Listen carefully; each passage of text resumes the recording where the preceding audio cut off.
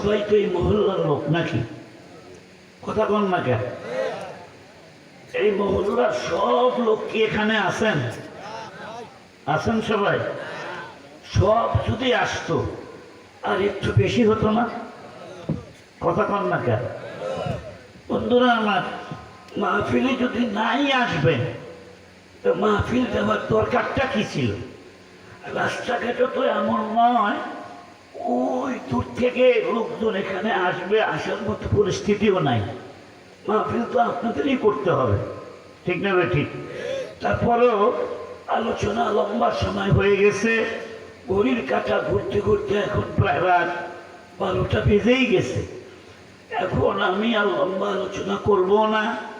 তারপরে যে কয়জন মানুষ সামনে বসা আছেন যদি শুনতে চান অল্প কিছু কথা বলবো। রাজি আছেন শুনতে? কারা কারা রাজি আছেন একটু হাত তুলেন তো দেখি। সবাই হাত তুলেন। নারায়ে তাকবীর। হয় নাই, জোরে কর নারায়ে তাকবীর। হাত নামান। বন্ধুরা আমার, আমাদের স্রষ্টা কে? আরো জোরে কন। আমাদের রিজিক দেওয়ার মালিক কে? আমাদের সুখ শান্তি দেওয়ার মালিক কে? আমাদের এই পৃথিবীতে বৃষ্টি হয়, ঝড় হয়, তুফান হয়, শীত আসে, গরম আসে, কার হুকুমে? বৈশাখ মাসের 1 তারিখ আসতে কয়েকদিন বাকি আছে, ঠিক না? পয়লা বৈশাখে অনেক সময় কাল বৈশাখী হয়। কি বৈশাখী হয়? কাল বৈশাখী হয়। ঝড় হয়, তুফান হয়, শিলাবৃষ্টি হয়। এগুলি কার হুকুমে হয়? আল্লাহর হুকুমে। আমাদের বাংলাদেশের অধিকাংশ মানুষ আমরা মুসলমান। মুসলমান হওয়া সত্ত্বেও বৈশাখ মাসের 1 তারিখে 500 টাকা দিয়ে 1 প্লেট পান্তা ভাত কিনে খাই। কয় টাকা দিয়ে? আপনারা খবর জানেন না? ঢাকাতে পয়লা বৈশাখে হলুদ কাপড় পরে মিছিল বের করে, এসো হে বৈশাখ, করি হে বরং তোমারে। বৈশাখে ডাকতেছে, বৈশাখ তো ঘুমাইছে আসিল। আল্লাহ জিজ্ঞেস করে, আল্লাহ বাংলাদেশের যুবকরা আমাকে ডাকে, ওখানে কি যাব? আল্লাহ যা ডাকতেছে যখন, কি নিয়ে যাবো? কিছু নিয়ে যাই, মিষ্টি নিয়ে যা, রসগোল্লা নিয়ে যাও, বড় বড় ছোট ছোট দানাদার। শিলাবৃষ্টি হয় কি হয় না? আরে বৈশাখ মাস ঘুমায় আসে থাকুক, তোমার দেখার দরকারটা কি? তুমি ডাকবে তোমার আল্লাহকে, তুমি ডাকবে তোমার রবকে। তুমি নিজের চিন্তা করো, রমনার বটমূলে সে পান্তা ভাত এখন গরুয়ে খায় না, তুমি 500 টাকা দিয়ে কিনা খাও। লজ্জা করে না? মসজিদের চাঁদা চাইতে গেলে 10 টাকাও দেবে না, আর পান্তা ভাত কিনা খাও 500 টাকা দিয়ে 1 প্লেট পান্তা ভাত তুমি কিনা খাও। আর হিন্দুদের রীতিনীতি তুমি চালু করো। তুমি কিসে মুসলমানের বাচ্চা? তুমি কোথায়? তোমার দিন কোথায়? দিনদারি হারিয়ে ফেলেছি, মাওলাকে আমরা চিনি না। বন্ধুগণ আমার, সুখ আর শান্তি, ঝড় আর বৃষ্টি এগুলি দেওয়ার মালিক কে? জোরে কর, আমার আল্লাহ। এই যে আমার বাম পাশে বসে আছেন আলহাজ আব্দুল লতিফ সাহেব, উনি আমাদের মাদ্রাসার সম্মানিত সভাপতি সাহেব। উনি গরিব মানুষ না ধনী মানুষ? চিনেন না? ওনা খুব গরিব মানুষ না? একবারে গরিব মানুষ। শোনেন, ওনাকে ধনী কি উনি নিজে হয়েছে না আল্লাহ বানাইছে? হ্যাঁ, আল্লাহ বানাইছে। উনি যদি মনে করেন দূর আল্লাহ আবার কবে ধনী বানাইলো আমাকে, আমি নিজে নিজেই চেষ্টা করে ধনী হয়েছি, তাহলে কথা কি ঠিক হবে তার বলা? কারণ ধন এখন আছে তখন নাই, এটা কার হুকুমে হয়? আল্লাহর হুকুমে। কবিতাই বলেন, গাদা মূর্খ বক্সি গাহে সারা চুগাদা আসবরাই নিমে নানে দরবাজার হাই রাখুনি। ধনীকে গরিব, গরিবকে ধনী বানাবার মালিক পৃথিবীর কোনো মানুষ না, কে? আল্লাহ। একজন ধনী মানুষ চেয়ারে বসে থেকে বৈশাখ মাসের দিন, চৈত্র মাসের দিন বাতাস খাচ্ছে। সামনে দিয়ে কত মানুষ হেঁটে যায়, একটা ফকির হেঁটে যাচ্ছে, ফকিরের ডান হাত কুঞ্চির মতো চিকন হয়ে গেছে, ডান পাটা অবশ, কুঞ্চির মতো চিকন, পুরা দেহটা কালো হয়ে গেছে, কুষ্টিবর্ণ, চোখ দুটা লাল টকটকে, গায়ে একটা ঝোলা, ফকিরের ঝোলা, ছেঁড়া একটা পাঞ্জাবি গায়ে, ছেঁড়া একটা লুঙ্গি, দুটাই ময়লাওয়ালা, পায়ে কোনো জুতা নাই। ফকিরের চোখের থেকে পানির ফোঁটাগুলো গাল বেয়ে বেয়ে পড়তেছে। যিনি বসে আছেন উনি বললেন, বাবা ফকির বেটা, তুমি একটু আমার কাছে আসো তো। এই কাছে আসে তখন জিজ্ঞেস করলো, তোমার নাম মকসেদ আলী না? হ্যাঁ, আমার নাম মকসেদ আলী। তোমার বাড়ি সিলেটের হবিগঞ্জ না? হবিগঞ্জ। তুমি সরকারি চাকরি করতে না? হ্যাঁ, সরকারি চাকরি করতাম। তোমার বউ ছিল না? হ্যাঁ, বউ ছিল। জমা জমি ছিল না? তাও ছিল। কি হয়েছে এগুলি? ফকির কেন তুমি? উনি বললেন যে মায়ের বদদোয়া। কার বদদোয়া? কথা বল না কেন? মায়ের দোয়া আমাদের দরকার আছে না নাই? মায়ের দোয়া নেবেন না বদদোয়া নেবেন? বন্ধুরা আমার, খুব খেয়াল করে শোনেন। মা বাবা বুড়ো হয়ে গেলে অনেক মা বাবা এখন বৃদ্ধাশ্রমে আছে। ঢাকার মিরপুরে বৃদ্ধাশ্রম আছে। ওখানে ওই হাঁস মুরগির ফার্ম যেমন মানুষ বানায়, ওখানে সরকারিভাবে বুড়া বুড়ি পালার ফার্ম আছে। কি পালার ফার্ম? বুড়া বুড়ি পালার ফার্ম। খালি বুড়ার বুড়ি আছে, ছেলে মেয়ে কেউ নাই, আত্মীয় স্বজন কেউ নাই। আচ্ছা বলেন তো, মানুষ যত গরিবই হোক না কেন, কেউ কি বৃদ্ধাশ্রমে যেতে চায়? যেতে চায়? আপনারা চান বৃদ্ধাশ্রমে যেতে? কোনোদিন যাবেন না এটা। বন্ধুরা আমার, এক বাবা তার এক ছেলে তার বাবাকে নিয়ে বৃদ্ধাশ্রমে আসলো। এসে বলতেছে, এই নামটা লিখে নেন তো, এটা আমার বাবা হয়। বলে, আপনি কি করেন? বলে, আমি সরকারি চাকরি করি। তো ওনাকে বৃদ্ধাশ্রমে রেখে যাচ্ছেন কেন? বলে, আমার বউ আমার বাবাকে সহ্য করতে পারে না, সারাদিন অশান্তি, বৃদ্ধাশ্রমে রেখে যায়। তো বৃদ্ধাশ্রমে তো দুই প্রকার ঘর আছে, একটা হলো এসি, একটা নন এসি। এসি আর কি নন এসি। আপনি কোনটাতে রাখবেন? আপনি ধনী মানুষ, কোটিপতি মানুষ, আপনি আপনার বাবাকে তাহলে এই এসি রুমে রেখে দেয়। না না না, আমার বাবার তো ইসমাল ফেরাম আছে, ওখানে থাকলে আরো কষ্ট হবে আমার বাবার, এই সাধারণ রুমে থাকলে চলবে। বন্ধুরা আমার, তখন বললো যে ঠিক আছে, লিখে রাখতেছি আপনার বাবাকে সাধারণ রুমেই। কিন্তু আপনিও তো ধনী মানুষ, 70 বছর সংসার করার পর আপনি যখন রিটায়ার হয়ে যাবেন, আপনি যেহেতু আপনার বাবাকে বৃদ্ধাশ্রমে রেখে যাচ্ছেন, ভালো করে মনে রাখবেন, আপনার ছেলে কিন্তু এই নন এসি রুমে রেখে যাবেন। বাপকে এসি রুমে রাখেন, আপনার ছেলে আসা এসি রুমে রেখে যাবে। কথা কি খারাপ বলছে? যখন খারাপ বলেছে, খারাপ বলে না। বন্ধুরা আমার, যেরকম কর্ম ওই রকম ফল। আল্লাহর পরেই যা স্থান সেটা মা আর বাবা, ঠিক না ভাই? ঠিক। আজকে সেই বাবা মা অবহেলিত। জিজ্ঞেস করলো, বাবা মকসেদ আলী, তোমার জীবনের করুণ কাহিনী আমি শুনবো। বলে, আঙ্কেল সব বলবো আমি, কিন্তু আমার কিছু খানা খাওয়ান। কেন?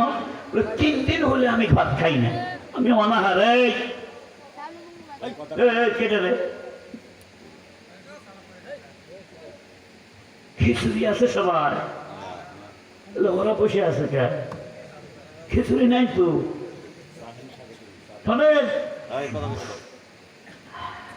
খাইতে দেন, ফকিরকে খাইতে দাও। ভালো কাজ না খারাপ কাজ? কথা কন না কেন? মিসকিনকে খাবার দেওয়া সর্বোত্তম ইবাদত। হাসরের ময়দানে আল্লাহ জিজ্ঞাসা করবেন, বান্দা আমার সামনে আয়, তুই ধনী মানুষ ছিলি, আমি তোর বাড়িতে খানা চাইতে গেছিলাম, তুই আমাকে কেন খানা দিস নাই? ধনী মানুষ তখন বলবে, আল্লাহ, আর এমন আমার মুখে শুনেছি তুমি তো রব, তুমি তো আল্লাহ, তুমি খাও না, তুমি পান করো না, তুমি আমার কবে আমার বাড়িতে গেছিলা? আমার মাওলা বলবে, বান্দা রে, মনে করে তো তোর বাড়িতে একজন মিসকিন গিয়েছিল, ক্ষুধার জ্বালায় অস্থির হইয়া তোর কাছে ভাত চাইছিল, তুই দিস নাই, ওরা ধাক্কা দিয়ে সরিয়ে দিয়েছিলি। অথচ আমার আল্লাহ বলেন ও আম্মাসাইলা ফালা তানহার ওয়া আম্মা বিনি'মাতি রাব্বিকা ফাহাদ্দিস। আল্লাহু আকবার বলেন। তুই যদি সেদিন আমাকে খানা দিতি, আমি আল্লাহকেই খানা খাওয়ানো হতো। সুবহানাল্লাহ। আঙ্কেল আমারও কিছু খাইতে দেন। খাইতে দিল, গোগ্রাসে খাইলো, গরুর মতো খাইলো। 3 দিনের অনাহারি মানুষ, অনাহারে না থাকলে বোঝা যায় না দারিদ্রতার কি নিষ্পেষণ। এই জন্য আল্লাহ 12 মাসের 1 মাস রমজানের রোজা দিয়েছে ফরজ করে। কেন?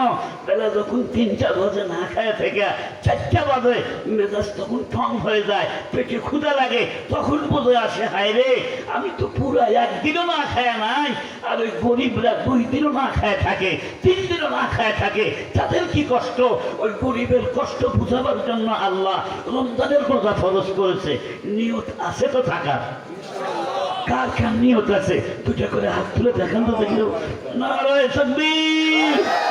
মাশাআল্লাহ, হাত নামান। রমজান এসেই গেছে, প্রায় খাওয়া শেষ। এবার জিজ্ঞেস করলো, চা নিয়ে আসতেন, এবার জিজ্ঞেস করলো যে বাবা তুমি তো চাকরি করতে, ফকির হইলে কেমন করে, চাকরি গেল কেমন করে?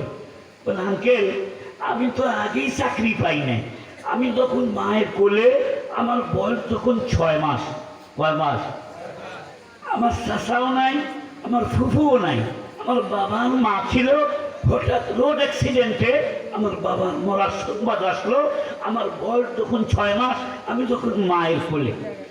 আমার মায়ের বয়স তখন 19 বছর। আমার মায়ের কাছে বিয়ার প্রস্তাব আসতে শুরু করলো। মামারা এসে বলল বোন একটাই মাত্র বাচ্চা হয়েছে, বিয়া বস, তোর জীবন নষ্ট করিস না, আমরা কয়দিন থাকবো। না ভাই বিয়ে আমি বসবো না, আমি যদি বিয়ে বসি আমার আদরের সন্তান মাত্র 6 মাস বয়সের বাচ্চা, আমার এই বাচ্চাটা কার মুখের দিকে তাকাবে?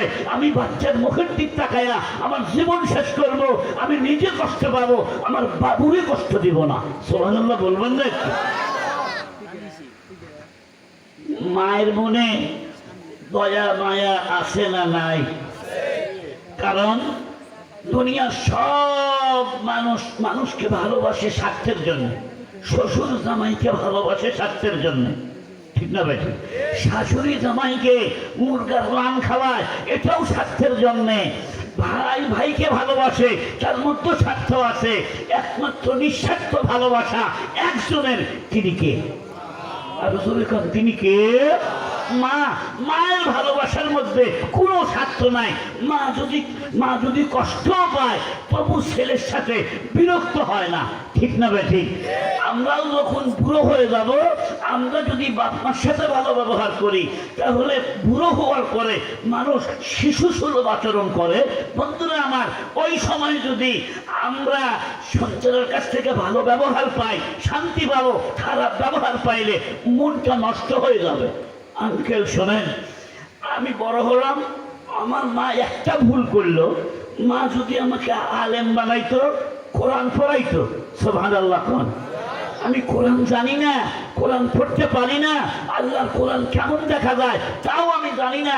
আমি কোরআন শিক্ষা থেকে বঞ্চিত হলাম। এক চান্সে MA পাস করলাম। মা খায়া না খায়া আমার জন্য পরের বাড়িতে সিএল কাম করে আমার জন্য টাকা জোগাড় করলো।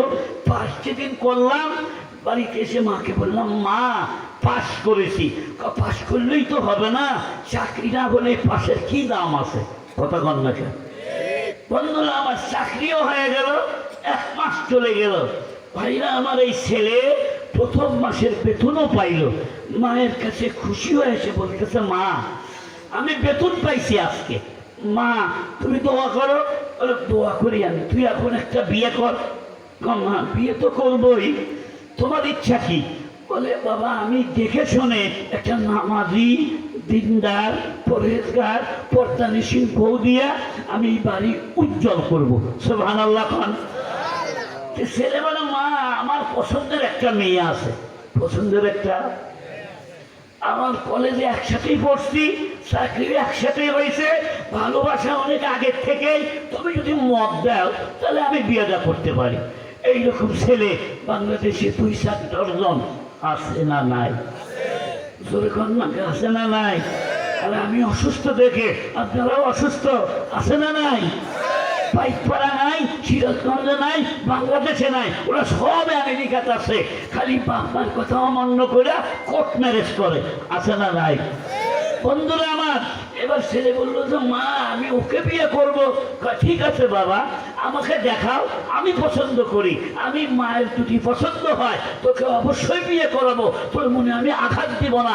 তবে আমি মা যদি পছন্দ না করি ওই বিয়ে করবি না, তোর জীবনে শান্তি আসবে না। ছেলে বললো ঠিক আছে আমি নিয়ে আসি। পরের দিন মেয়েকে নিয়ে আসলো।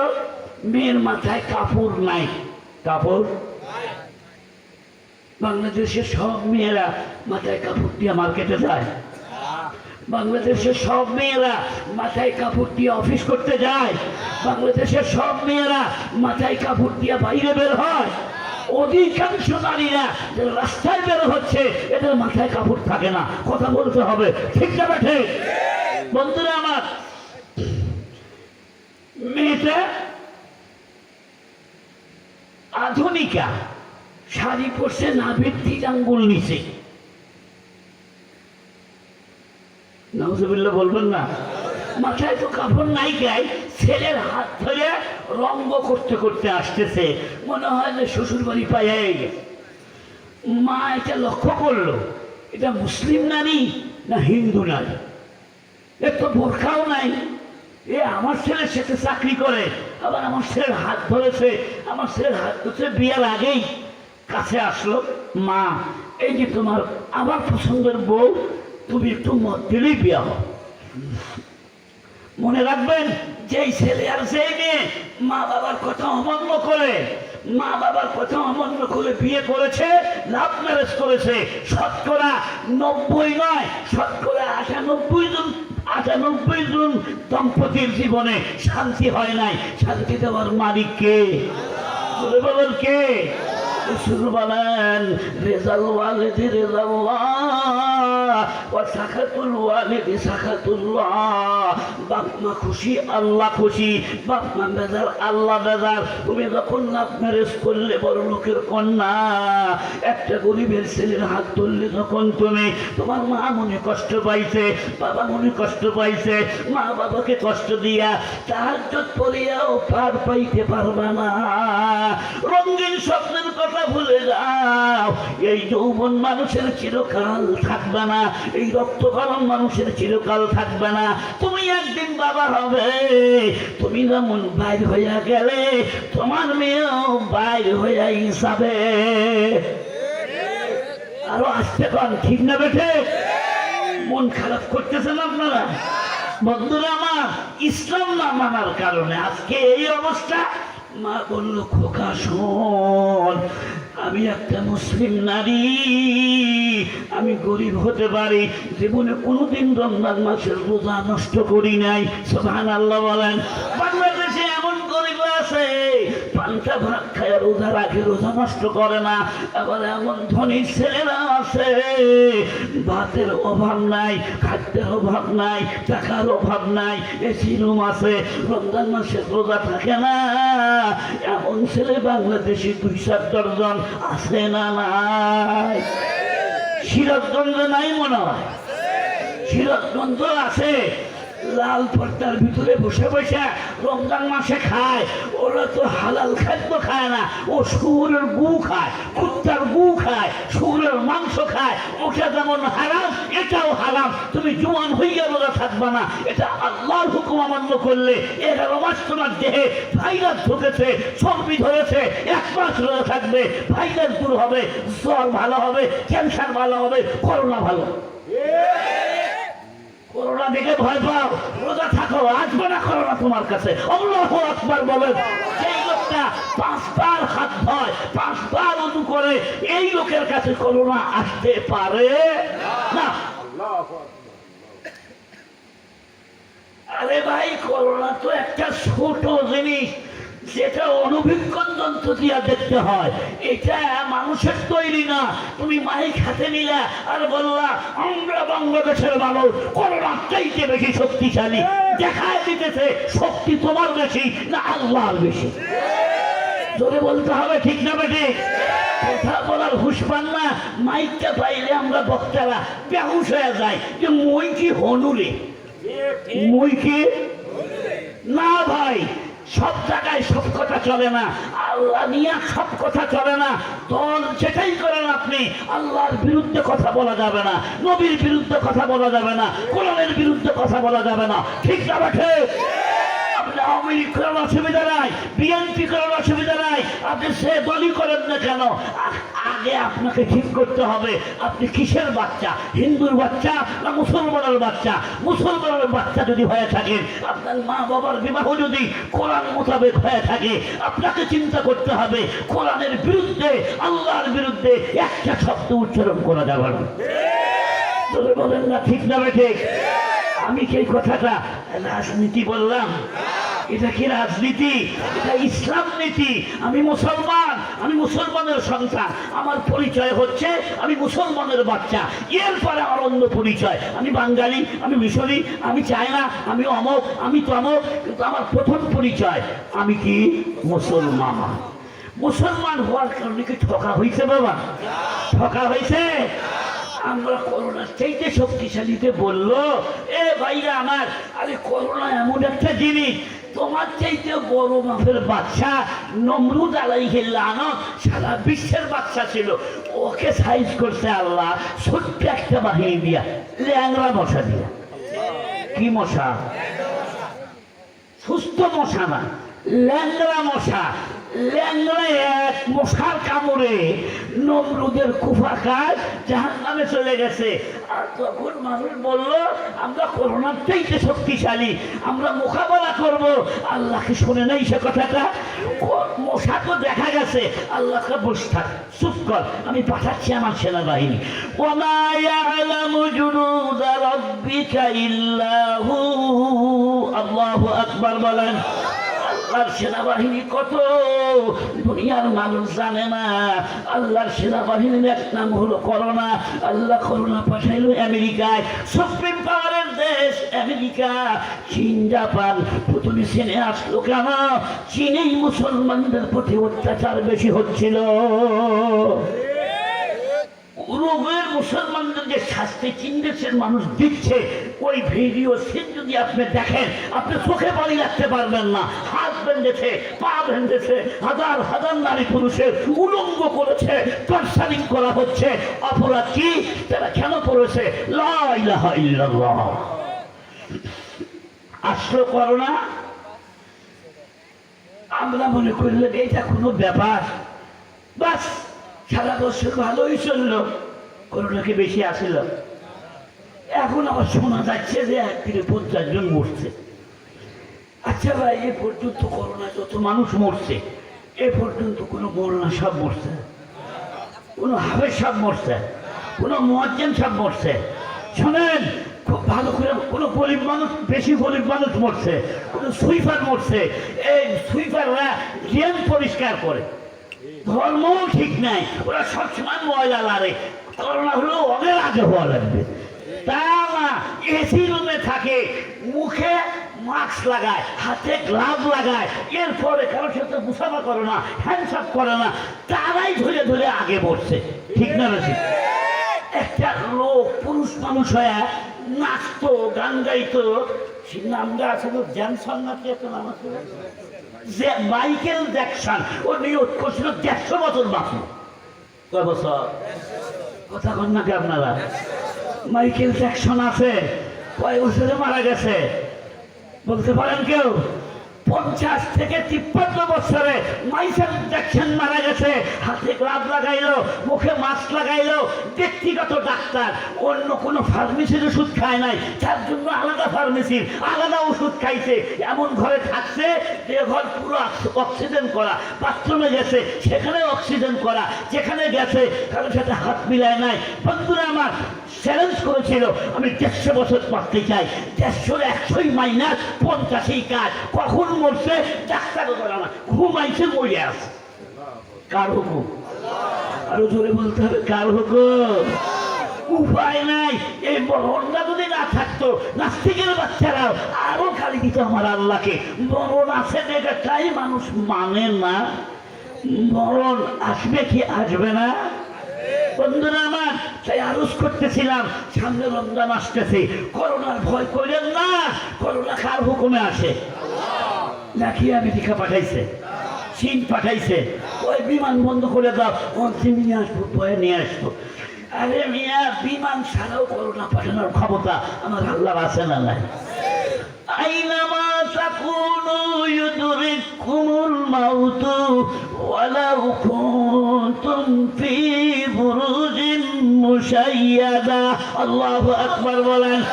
লোহার সিন্ধুকের ভিতরে আবদ্ধ থাকো, মরণ যখন আসবে কেউ ঠেকাইতে পারবে না। ডাক্তারও মরতেছে, চীন দেশের অনেক ডাক্তার মারা যাওয়ার কারণে অনেক ডাক্তাররাই এখন কালিমা পড়ে মুসলমান হচ্ছে।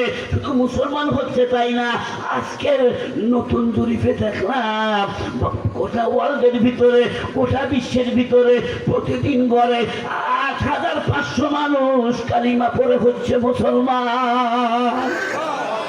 কত হাজার? ৮,৫০০। খ্রিস্টান, হিন্দু, নাস্তিক, বৌদ্ধ সব ধর্মের ভিতর থেকে ইসলাম ধর্মের ভিতরে আসতেছে, দেখতেছে করোনা কি জিনিস, আরে এটা কি দিয়ে ঠেকান যায়, এটা গবেষণা চলতেছে। আর যেখান থেকে করোনা বাংলাদেশের টিকাটা আইছে, ওই দেশেই প্রমাণ হচ্ছে যে এইটা নিলে মানুষ মরে যাবে। মরছে, ওই বাংলাদেশেও মরছে। টিকা নিয়ে ইন্ডিয়াতে মানুষ মরেছে, এখনো পরীক্ষা চলতেছে এটা দিয়া কি হবে।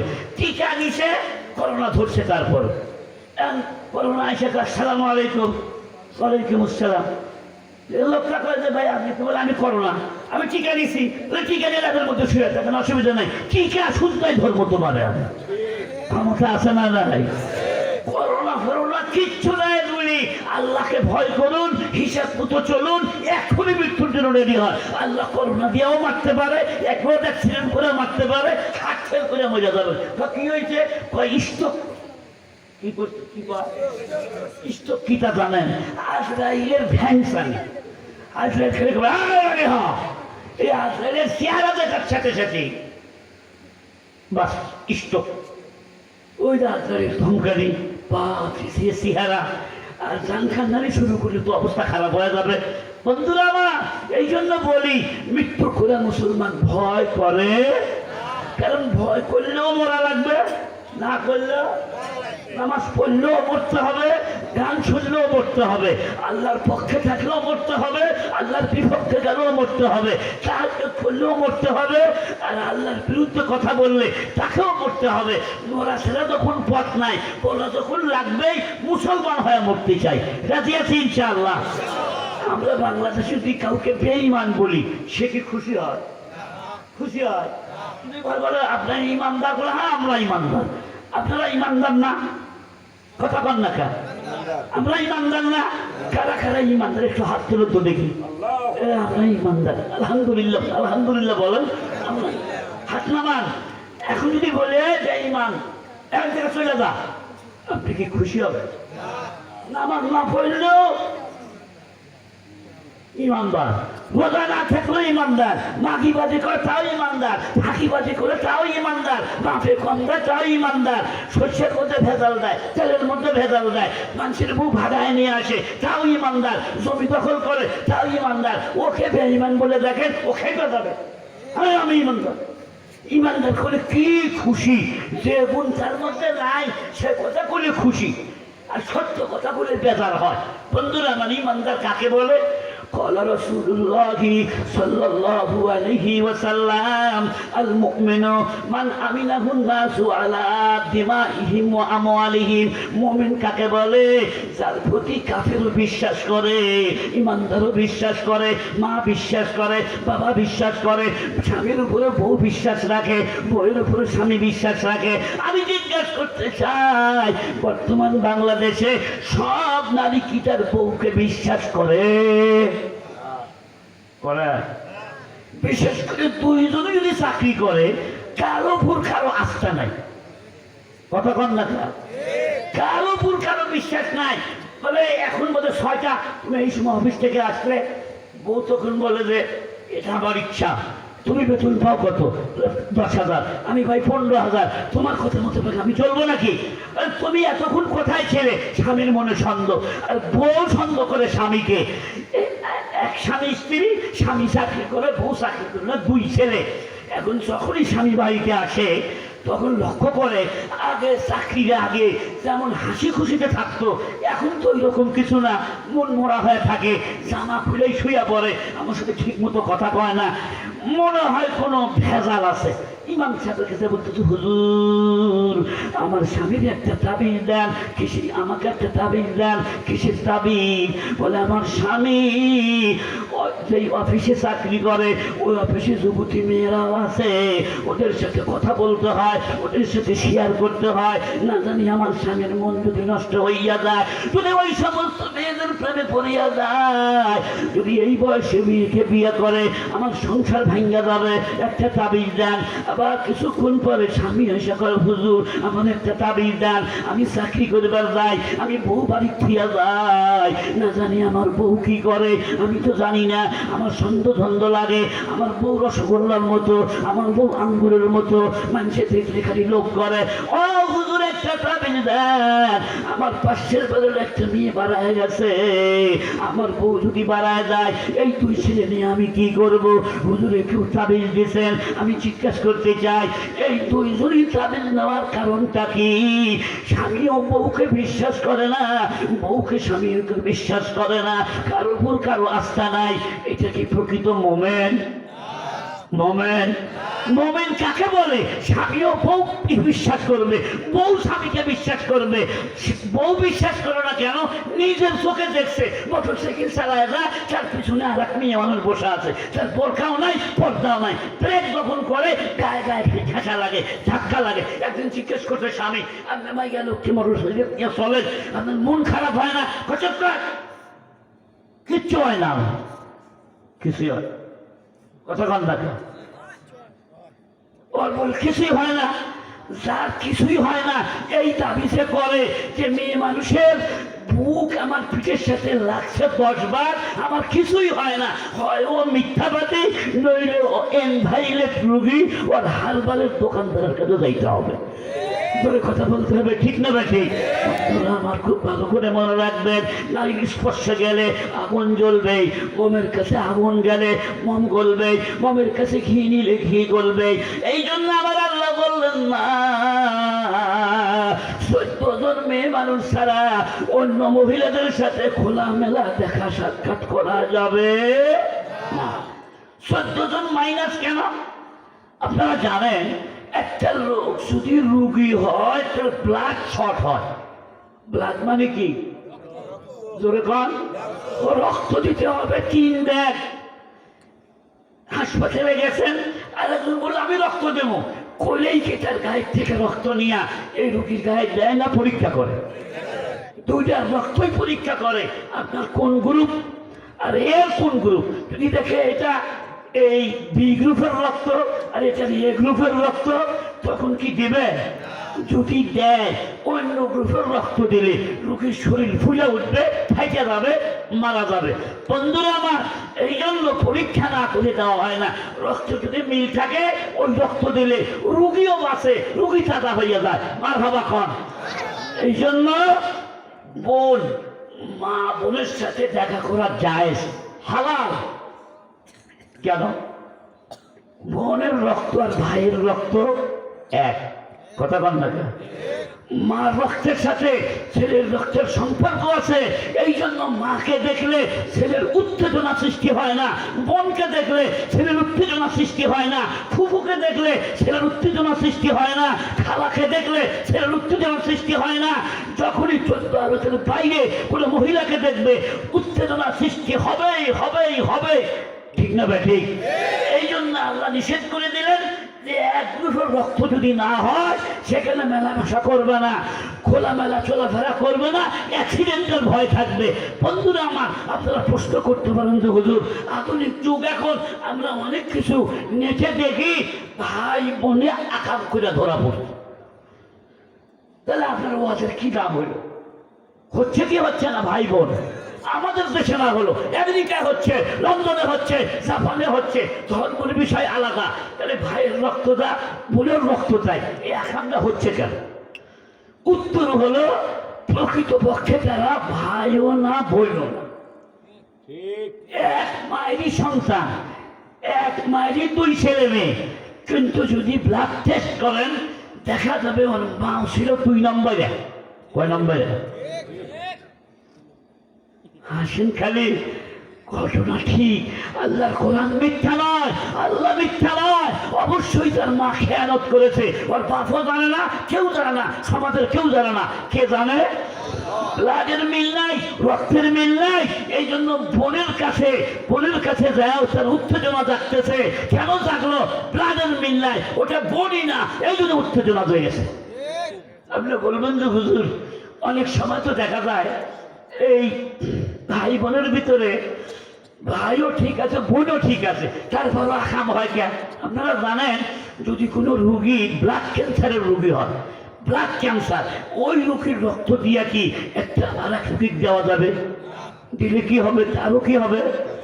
ব্লাড ক্যান্সার হবে। মুসলমান বন্ধুরা আমার, মা বোনরা শোনেন, টিভির সামনে, ভিসিআরের সামনে, সিনেমার সামনে যখন ভাই বোন একসাথে বসলো, ওই উত্তেজনামূলক অনুষ্ঠান দেখলো, টিভির সামনে বসলো, মোবাইলের সামনে বসলো, এই সিটে ভাই, এই সিটে বোন, এই সিটে মা, এই সিটে ছেলে, বসে বসে টেলিভিশন দেখতেছে, মিলনের দৃশ্য দেখতেছে, প্রেমের দৃশ্য দেখতেছে।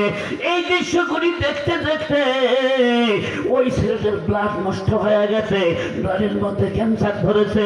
দুটোই একই ব্লাড ছিল, ব্লাডের মিল ছিল, কিন্তু ক্যান্সার ওয়ালা রক্ত দিয়ে ভালো কিছুর আশা করা যায় না। কথা বলেন না ঠিক না বেটে? বন্ধুরা আমার, এই জন্য আমি বলতে চাচ্ছি, মা আপনার স্বামীকে বিশ্বাস করেন, আপনার পুরুষদেরকে বলবো আপনার বেবিদেরকে বিশ্বাস করেন। ভাইয়া আমার, এই ছেলেটার এই প্রেমিকাকে নিয়ে বলতেছে মা দেখো তো মেয়েটা তোমার পছন্দ হয় না? না বাবা, মেয়েকে ফেরত দে, তোকে ছোটবেলার থেকে আমি মানুষ করেছি বাবা।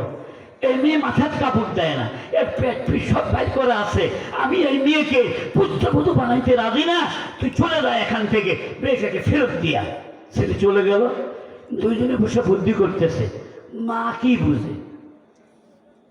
মা কি বুঝো না? কথা বল না কেন? যুবক মানুষ তো, এখন মাও খারাপ হয়েছে, এখন তার মুখে পুলি ফুসছে। প্রেমের মরা জলে ডুবে না, প্রেমের মরা পানি ডুবে না।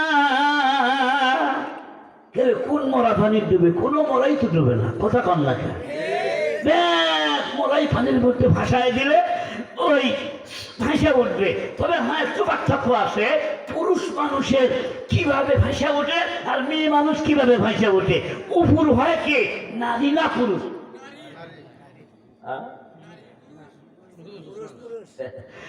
ভাসা উঠলে পুরুষ মানুষ উপর হয়ে থাকবে, আর মেয়ে মানুষ শীত হয়ে।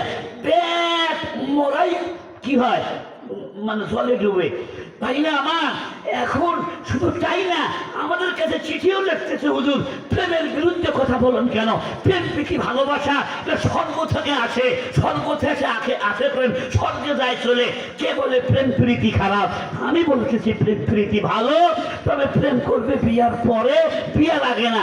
বিয়ার পূর্বে প্রেম হারাম, হারাম, হারাম। প্রেম করতে গেলে নারীর সাথে কথা বলতে হবে, চিঠিপত্র বিনিময় হবে, ওই চিড়িয়াখানায় বেড়াবার যাবে, রমনা পার্কে যেতে হবে, ওই স্বপ্নপুরী যেতে হবে। একটা নারী একটা পুরুষ যদি এইভাবে 48 মাইল দূরে যায়, কোনো বিশ্বাস আছে? কতক্ষণ বিশ্বাস আছে? এই জন্য কোরআন মানেন, কোরআন মানলে শান্তি, ইসলাম মানলে শান্তি। এই ছেলে মানলো না, কোর্ট ম্যারেজ করলো। তোর মা কি বুঝে? বেতন পাই আমি 12,000 টাকা, মা তো কিচ্ছু করতে পারে না, আমার কামাই মায়ে খায়। এখন তো বড় বড় কথা বলতেছো, আমার কামাই মায় খায়। এখন তো কেবল 1 মাস হয়েছে, আর এই যে 25টা বছর মা তোমারে খাওয়াইছে, মার সেদিন তুমি কি করে পরিশোধ করবা? ও ছোট্ট বন্ধুরা আমার, আমি হিসাব করে দেখেছি, আমরা প্রত্যেকটা সন্তান প্রতিটা মার বুকের থেকে 2 বছরে 30 মণ করে দুধ খাইছি আমরা। 30 মণ দুধের দামের আগে হিসাব দেন। আপনাকে ছোটবেলায় যে পেশাব পায়খানা করাইছে, আপনার জন্য রাত জেগেছে, কত কষ্ট মা করেছে, তার জন্য আপনি কি হিসাব দিবেন আল্লাহর কাছে? ও বন্ধুরা আমার, বিয়ে করলো, বউকে বললো বউ চলো, কোনো চিন্তা নাই, আমি কামাই করি, আমার বাড়ি, আমি বউ নিয়ে বাড়িতে যাব। বাড়িতে এসে দেখে মা লাঠি হাতে নিয়ে দরজার মধ্যে বসে আছে। ওই তো আমার মা, কিচ্ছু বলবো না, চলো যাই, সাহস করে যায়। উচিত ছিল আইসা মায়ের কাছে মাপ চাওয়া, স্বীকার করা, মা বিয়া করছি, তুমি মাইনে নাও, দোয়া করো, ঠিক না ভাই? কিন্তু মা যখন দূর থেকে দেখেছে এত নিষেধ করলাম, তাও যখন মানলো না, না আমি এখানে থাকবো না, মা বড় ঘরে যা শুয়ে পড়েছে। মা মনে করেছে ছেলে আসবে, আমার ছেলের বউ আসবে, লাল শাড়ি যখন দেখতেছি, বেনারসি দেখতেছি, অবশ্যই মা বিয়ে করেছে। আমি মা জানতে পারলাম না। ও ভাইরারে আমার, সিরাজগঞ্জ বলেন, নাটোর বলেন, গোটা বাংলাদেশের একটা নিয়ম আছে, যত গরিব মানুষই হোক না কেন, বিয়ার মুকুট পরার পরে ওই ছেলে আগেই পালকিতে ওঠে না, মার ঘরে যায়, বাবার ঘরে যায়, মার পায়ে হাত দিয়ে সালাম করে, মা বাবার পায়ে হাত দিয়ে সালাম করে, আর বলে মা তুমি দোয়া করো। ওই সময় মা বাবা আনন্দের বন্যা চোখ অশ্রুটা বইতে থাকে, আর বলে বাবা দোয়া করলাম তুই সুখী হ।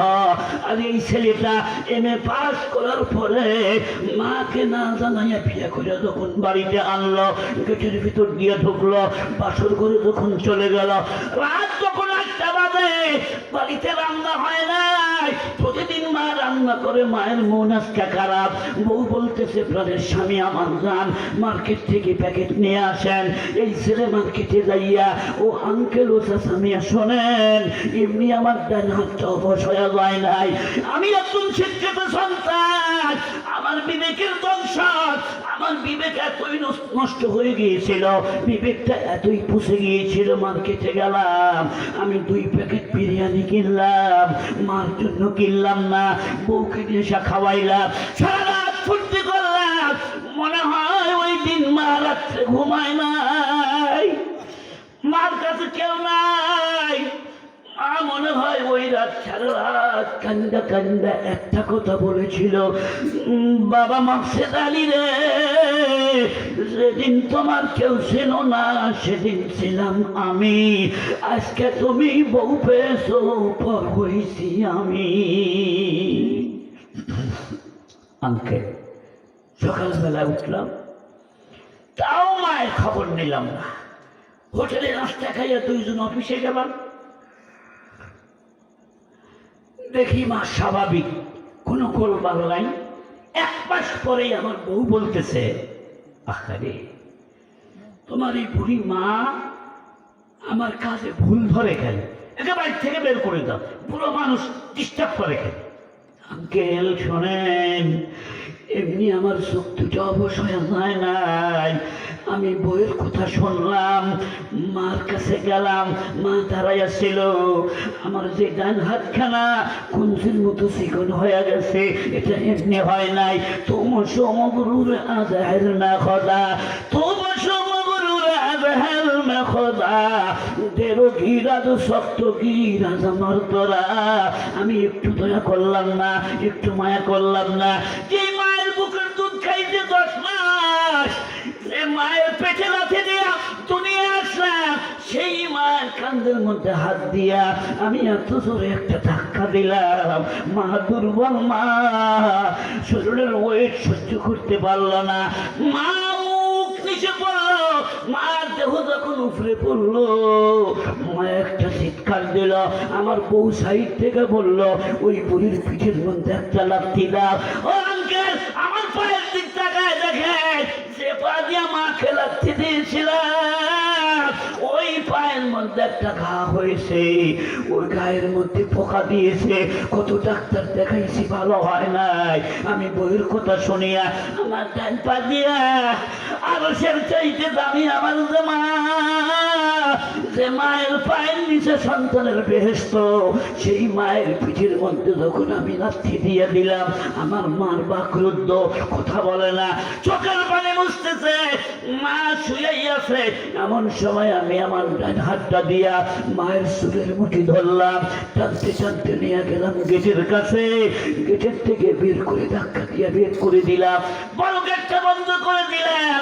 আর বউ বলতেছে ভালোই হলো, আজকের থেকে বিপদ গেল। আমি বলতে চাই বিপদ গেল না, আজকের থেকে বিপদ আসা শুরু হইল। মা,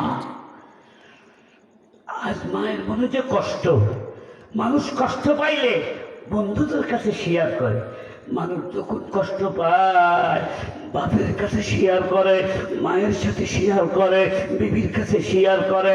মার তো কেউ নাই, মা দুটি হাত আল্লাহর দরবারে তুলে কয়, মাবুদ, আজ যদি আমার মা বাপ বেঁচে থাকতো, যদি আমার ভাই বোন বেঁচে থাকতো, তাদের কাছে যাইতাম। কার কাছে যাবো মাবুদ? 25 বছর যে সন্তানকে লালন পালন করলাম, ওই ছেলে যখন বাড়ির থেকে বের করে দিয়েছে, মাওলা, এর বিচার চাওয়ার জন্য আমি চেয়ারম্যানের ভোট করে যাবো না, থানায় যাবো না, কোর্টে যাবো না, হাইকোর্টে যাবো না, সুপ্রিম কোর্টে যাবো না, সব চাইতে বড় কোর্ট।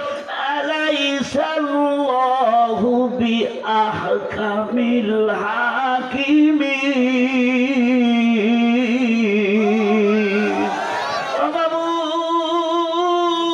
তোমার কোর্টে বিচারটা দিয়ে দিলাম, জগৎবাসীকে দেখায় দিও মারে কষ্ট দিলে কি হয়। আমার নবী বলেন, মারে যদি কষ্ট দাও তোমার জন্য জাহান্নাম জান্নাত হারাম। তুমি 50 বার হজ করিয়াও তুমি জান্নাতে যাইতে পারবা না। মার মুখ হলো মক্কা মদিনা, কক্ষ সাপেক্ষ করবে যেতে পারে, হ্যান্ড শিকারের গুলি মিট যেতে পারে, মা বাবার দোয়া পর দোয়া মিট যাবে না। দোয়া নিব আমরা কার কাছে? মা বাবার কাছে দোয়া নিব, আর আল্লাহর কাছে একটা দোয়া পড়বো। পড়েন সবাই, রব্বির হামহুমা কামা রব্বায়ানি সগীরা। আমিন বলেন, আর জোরে বলেন না আমিন। আঙ্কেল, মা আমার কোথায় গেল আমি জানি না। আমি মনে করলাম বাস বিপদ দূর হইছে। রব্বুকুম আ'লামু বিমা ফি নুফুসিকুম। আমার আল্লাহ বলেন, মা বাবার সাথে তো সদ্ব্যবহার করবে, বাহ্যিক দৃষ্টিতে সদ্ব্যবহার করলে, মনে মনে বললে মরে না কেন, মরে না কেন, এরকম হয় কি হয়? লোকে কি বলবে তাই মা বাবার সেবা করলো, কিন্তু মনের মধ্যে পুরো মরেও না, আলমারির চাবিটাও পাই। আমার আল্লাহ কি বলেন দেখেন, রব্বুকুম আ'লামু বিমা ফি নুফুসিকুম। মনের মধ্যে কি কল্পনা করো, এটা কিন্তু আল্লাহ ভালো করে জানে। ছেলে বলতেছে, আঙ্কেল, আমি মনে করলাম সুখের ঠিক পায়া গেলাম, মা আমাদেরকে আর ডিস্টার্ব করবে না। 1 মাস পরে গ্রামের একজন বলতেছে, বাবা সেদালি, তুই মানুষ না পশু? তোর একটু দয়া হয় না? এই শক্তি আমরা দেখেছি, তোর মা মানুষের বাড়িতে জিয়েল কাম করে নিজে না খায় থেকে তোরে খিলাইছি, আর তুই বউ নিয়ে সুখে থাকিস, ভালো ভালো খাবার খাস, আর তোর মা আজকে দুপুরে একবার কিছু হাত পাচ্ছে, কিচ্ছু দেয় না। তোর মা না খায় অমুক লোকের বাড়ির বারান্দায় শুয়ে আছে, মা অসুস্থ, যা দেখতে আয়। বক্সিতালি বলে, আঙ্কেল, আমি রাত্রিবেলায় বউকে কিছু না বলে মন আমার ছুটে গেল মায়ের কাছে। আমি গিয়ে দেখি মাঘ মাসে শীতের রাত, ঠান্ডা বাতাস আসতেছে উত্তর দিক থেকে, মা কোনো জায়গায় জায়গা পায় নাই, মা একটা লোকের মানুষের বারান্দায় শুয়ে আছে, মার পিঠের নিচে গদি নাই, তোষক নাই, আমি তোষকে শুয়ে থাকি, নরম বালিশে শুয়ে থাকি, আর যে মার পায়ের নিচে আমার বেহেশত, সেই মা শুয়ে আছে মাটির মধ্যে, খেরের মধ্যে শুয়ে আছে। মার মাথার নিচে একটা বালিশ পর্যন্ত নাই, মার মাথার কাছে পানির গ্লাস নাই, মা একা একা শুয়ে আছে। এমন সময় আমি কাছে গেলাম, একটু দূরের থেকে ডাক দিলাম, মা।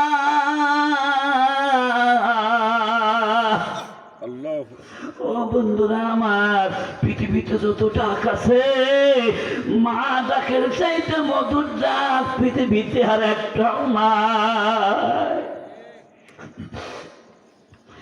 এই জন্য আল্লাহর হুকুমও মানতে হবে, আল্লাহর জিকিরও করতে হবে। খালি হুকুম মানলেন, আল্লাহকে ডাকলেন না। যেই ছেলে মাকে ডাকে না, বাবাকে ডাকে না, খরচপাতি সব দেয়, বাপ মা কি খুশি? আমার গ্রামেই ছিল একটা মেয়ে, আহারে, মেয়েটার বয়স এখন বর্তমান 35 বছর। ওর বাবা মা বেঁচে আছে, বাবা মারা গেছে। ওর বাবা আমার হাত ধরে বললো, নাতি ভাই, আমার টাকা পয়সার অভাব নাই, আমার এই মেয়েটার বয়স এখন 20 বছর, মেয়েটাকে বিয়ে দিচ্ছি। আমি মেয়ের প্রতি খুশি না। কেন? বলে 20 বছরের মধ্যে এই মেয়ে আমাকে একবারও আব্বা বলে ডাকেনি। আল্লাহ পাকের সব হুকুমই মানলেন, কিন্তু মাঝে মাঝে আল্লাহ ডাকলেন না, ইয়া আল্লাহ বলেন না, ইয়া আল্লাহ। আমার শোনেন, সত্তর যেমন মাকে মা বলে ডাক দিলে মার কলিজায় রহমতের উতাল আসে। বান্দা যখন শেষটার্থীতে উঠে সব কিছু ত্যাগ করে 2-4 রাকাত নামাজ পড়ে চোখের পানি ফেলে অন্ধকারে দেখ দেয়, মাবুদ সব ঘুমায় আছে, তুমি তো ঘুমাও না, আল্লাহ তুমি আমারে মাফ করিয়া দাও। আমার আল্লাহ এত খুশি হয়, এত খুশি হয়, রহমতের দরজা খুলে দিয়া বান্দার জীবনের গুনাহ মাফ করিয়া দেয়। মা ডাক শুনেছে, ছেলের ডাক, এটা মা বুঝতে পারবে না, কথা বল না, পারবে না। মা ঠিকই টের পাইছে, মায়ের মুখ ছিল পূর্ব দিকে, পূর্ব দিক থেকে ছেলে আসতেছে। ডাক শুনে মা, আহারে, গায়ে বল নাই, মুখটা পশ্চিম দিক ফিরাই দিচ্ছে। ছেলের মুখ দেখবে না, কারণ মায়ের মনে ব্যথা আছে না নাই, এত ব্যথা মায়ের মনে, মরতেছে যে মুখ ফিরাই নিছে। বন্ধুরা আমার শোনেন, আমি তখন কবরে যাব, কবরে যাওয়ার পরে 3টা প্রশ্ন করা হবে। তার 3 নম্বর প্রশ্ন, মান হাজার রাজুলুল্লাযী বুইসা ফীকুম, ওই লোকটাকে, এই লোকটাকে আপনার আমার কবরে নবীকে দেখা যাবে, মারহাবা খান। লোকটাকে চিনেন নাকি? বলো তুমি লোকটাকে। নবী আপনার মুখের দিক তাকায় থাকবে, আপনি নবীর মুখের দিকে তাকায় থাকবেন। যদিও নবীকে কোনোদিন দেখেন নাই, কিন্তু অনেক কাজ করে গেলে নবীকে দেখার সাথে সাথে আপনার চোখের থেকে পানি পড়বে, আর বলবে, হাদা নবী মুহাম্মদুর রাসূলুল্লাহ সাল্লাল্লাহু আলাইহি ওয়াসাল্লাম। নবীর খেলাফ, নবীর সাথে শত্রুতা করে, কোরআনের সাথে শত্রুতা করে কবরে যাবা। নবী যদি সেদিন মুখ ফিরাইয়া নাই, কে তোমারে কাউসারের পানি দেবে? মা মুখ ফিরায় আঙ্কেল, মার কাছে গিয়ে বসলাম, মার বুকে হাত দিলাম, আমি একটা ঘৃণিত ছেলে মা, আমি ভুল করেছি, তুমি আমারে মাফ করে দাও। মা কোনো কথা বলে না, মার চোখের থেকে পানির ফোঁটা পড়তেছে, মার চোখের পানি বন্ধ হয়ে গেছে। আমি মার বুকের ভুল হাত দিয়ে দেখি, না, মার বুকের স্পন্দনটা বন্ধ হয়ে গেছে। মার পায়ের কাছে গিয়ে বসলাম, মার পা ঠান্ডা হয়ে গেছে, মার নাকটা পাকা হয়ে গেছে, বিবেকের দংশন শুরু হয়ে গেল। আমার মা তো আমাকে মাফ করলো না। তখন মাকে বলতেছে, মা তুমি আমার বাড়িতে চলো, জীবনে তোমারে আমি আর কষ্ট দিব না গো মা, বউ ছাড়বো, তোমাকে ছাড়বো না। মা কথা বলে না। গ্রামের মানুষ এসে বলতেছে, ও মকসেদ আলী, তোমার মতন ওর পিছাস পৃথিবীতে আর কে আছে? তুমি বউ নিয়ে সুখে থাকলা, তোমার মাকে যদি কালকে অবস্থা পাইতা, তোমার মায়ের কাছে মাপ নিতে পারলাম না। আঙ্কেল শোনেন, মাকে কবরে রাখলাম, কবরে রাখিয়া গিয়া বাড়িতে শুয়ে আছি। আমি ঘুমের থেকে উঠে দেখি আমার ডান চোখটা অন্ধ হয়ে গেছে। আমি ডান চোখে আর কিছু দেখি না। ডান হাতটা অবশ, ডান পাটা অবশ, ডান পায়ের মধ্যে একটা ফোড়া বাড়াইছে। চিকিৎসা শুরু হয়ে গেল। ব্যাংকের টাকা শেষ, জায়গা বিক্রি করলাম তাও শেষ। একদিন বিদেশ থেকে ঘুরে আসলাম, তাও আমি ভালো হইলাম না। আমারও যখন কিছুই নাই, মানুষের বাড়িতে যখন আমি থাকি, একদিন আমার বিবি বলল, স্বামী এই যে আমি চললাম, তোমার কাছে থেকে আমার কোনো লাভ নাই। বউ স্বামীকে ভালোবাসে স্বার্থের জন্য, মা ভালোবাসে নিঃস্বার্থ ভালোবাসা। আমি তখন ডেকে বললাম, বিবি যাস না, তোর জন্য মা হারাইছি রে বিবি, আমি তোর জন্য জান্নাত হারাইছি, তুই যাস না। কয় না, তোমার কাছে থাকিয়া লাভ নাই। আমার বিবিও চলে গেল। আমি ভিক্ষার দড়ি কান্দে নিয়া আজকে 3 বছর যাবৎ ভিক্ষা করে ঘুরে বেড়াই। আঙ্কেল, এই দুনিয়া আমার কাছে আর ভালো লাগে না। আমি যদি মরে যাই শান্তি পাবো, আর কষ্ট সহ্য করতে পারি না। ও বন্ধুরা রে আমার, মানুষকে সুখ দেওয়ার মালিক কে? ইন্না বাতশা রাব্বিকা লাশাদীদ। আল্লাহু আকবার বলেন। বন্ধুরা আমার, আল্লাহ পাকের ধরা বড্ড শক্ত ধরা। এই জন্য অনুরোধ করবো আমি, মা বাবার সাথে সদ্ব্যবহার করবেন। বাবা করবেন তো ইনশাআল্লাহ। মায়ের সাথে খারাপ ব্যবহার করবেন, বাবার সাথে খারাপ ব্যবহার করবেন, বউ নিয়ে আলাদা হয়ে খাবেন, খবরদার এই কামটা করেন না। বন্ধুরা আমার, আমার মা বাবাকে আমি হারিয়েছি 2009 সালে। এখন কত? 21। যতদিন জীবিত ছিল এমন কোনো দিন নাই যেদিন 2 বার টেলিফোন আসে না, বাবা বাড়িতে আসো, তোমাকে না দেখলে ভালো লাগে না। বন্ধুরা আমার, 9 সালে বাপ মা হারাইছি। 9 সাল থেকে নিয়ে 21 সাল পর্যন্ত 2 বার কেন, দিনের মধ্যে 1 বার, সপ্তাহে 1 বার কেউ বলে না বাবা তুমি বাড়িতে আসো। ভাইরা আছে, বড় ভাই ইন্তেকাল করেছেন, অনেক আত্মীয় স্বজন আছে, কেউ বলে না আসো, আসলে তোমাকে দেখলে শান্তি পাবো। বন্ধুরা রে আমার, এই জন্য বলে যাই, মার জন্য আজকে দোয়া হবে, বাবার জন্য দোয়া হবে। মা বাবার জন্য দোয়া করতে আমার কোন কোন বন্ধু রাজি আছেন? 2 হাত উঁচা করেন, নারায়ে তাকবীর। আল্লাহ আমাদের হাতগুলিকে কবুল করো, আমিন বলেন। মাশাআল্লাহ, হাত নামান, এক্ষুনি দোয়া হবে ভাই। যে সমস্ত বন্ধুরা এখনো বসা ছিলেন সকলকে নিয়ে দোয়া করবো। তবে জিজ্ঞেস করতে চাই দোয়ার আগে, কারা কারা আজকের এই মাহফিলে মা বাবার জন্য দান খয়রাত করেছেন? তার একটা করে হাত তুলে দেখেন, কারা কারা দোয়া করেছেন, দান করেছেন, কারা কারা হাত তুলে দেখেন। হাত